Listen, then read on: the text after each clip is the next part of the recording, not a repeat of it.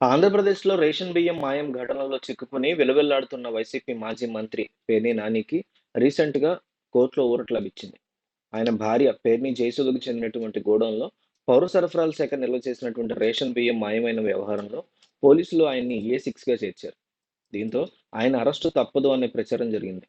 అయితే దీని మీద హైకోర్టును ఆశ్రయించిన ఆయనకి ఊరట లభించింది. రేషన్ బియ్యం మాయమైన ఘటనలో నేరుగా పేర్ని నాని పాత్ర లేకపోయినా కుటుంబానికి చెందినటువంటి గోడౌన్‌లో నిల్వ చేసిన బియ్యం కావడంతో పోలీసులు ఆయన పేరుని ఎఫ్ఐఆర్‌లో చేర్చారు. ఈ కేసులో ఇప్పటికే నలుగురు అరెస్ట్ అయ్యారు. ఇదే కేసులో పేర్ని భార్య జయసూద్ అరెస్ట్ కాకుండా జిల్లా కోర్టు ఇప్పటికే ముందస్తు బెయిల్ కూడా ఇచ్చింది. దీంతో మిగిలిన పేర్ని నానిని అరెస్ట్ చేయడం ఖాయమని అంతా భావించారు. అయితే హైకోర్టు మాత్రం ఆయన రీసెంట్‌గా అరెస్ట్ చేయొద్దంటూ ఆదేశాలు జారీ చేసింది. రేషన్ బియ్యం కేసులో తనను ఏ6గా చేర్చినటువంటి నేపథ్యంలో పేర్ని నాని ముందస్తు బెయిల్ కోరుతూ హైకోర్టును ఆశ్రయించారు.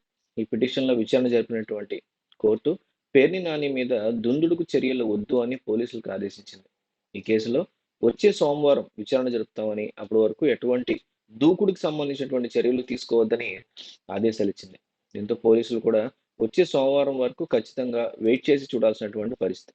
అయితే ఇప్పుడు టీడీపీకి అనుకూలంగా ఉండేటువంటి మీడియా రాసిన ఆర్టికల్ చూద్దాం. మాజీ మంత్రి, వైసీపీ సీనియర్ నేత పేర్ని నానిని అలియాస్ పేర్ని వెంకటరామయ్యకి అరెస్టు భయం పట్టుకుందా? అందుకే ఇంట్లో ఆడవారి గురించి పదే పదే ప్రస్తావిస్తున్నారా? 7,000 టన్నుల బియ్యం బొక్కేస్తే కేసులు పెట్టకుండా ఉంటారా? ఇప్పుడు సెంటిమెంట్ వ్యాఖ్యలు చేయడం వెనక కారణాలేంటి? వైసీపీ హయాంలో చంద్రబాబు, పవన్ కళ్యాణ్ కుటుంబాల్లో మహిళలు వారికి రాలేదా? తన దాకా వచ్చేసరికి ఆడవాళ్ళు గుర్తొచ్చారా అని ప్రశ్నిస్తోంది డైలీ తెలుగు డాట్ కామ్‌లో ఆర్టికల్. 5 ఏళ్ల పాటు ఇష్టానుసారంగా రెచ్చిపోయారు. నోటికి ఎంతొస్తే అంత మానేశాడు. ఒరేయ్ పవన్ కళ్యాణ్‌గా మనం మనం కులపోళ్ళంరా అన్నాడు.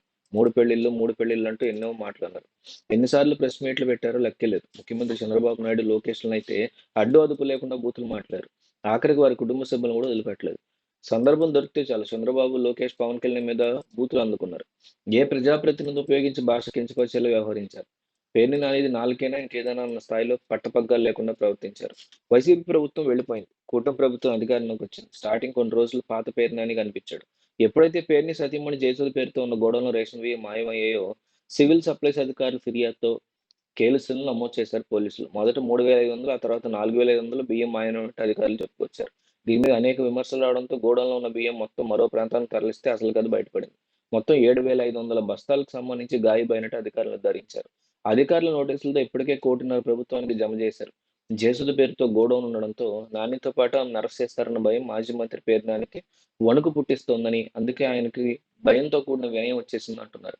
రీసెంట్‌గా నాని వ్యాఖ్యలు చూసిన వారంతా అబ్బా! ఇంత మార్పేంటి భార్య జయసుధ అరెస్టు విషయంలో చంద్రబాబు వ్యవహార శైలిని ఆయన మెచ్చుకున్నారు. ఈ కేసులో తన భార్య జయసుధ అరెస్టు కోసం ఓ మంత్రి ఎంత ఒత్తిడి తెచ్చినా చంద్రబాబు మాత్రం నో అన్నారని, తద్వారా ఆయన హుందాతనంగా వ్యవహరించారని పేర్ని నాని ప్రశంసలతో ముందెత్తారు. చంద్రబాబు ఒక్కరే ఆడవాళ్ళని అరెస్ట్ చేయొద్దని చెప్పినట్లు నాకు సమాచారం ఉంది. నాకు చంద్రబాబుకి రాజకీయ వైరం ఉన్న ఈ విషయంలో చంద్రబాబు హుందాగా వ్యవహరించారంటూ తనలో ఉన్న కొత్త నానిని నిద్ర లేపారన్న పేర్ని నాని అంటూ ఈ ఆర్టికల్ వచ్చింది.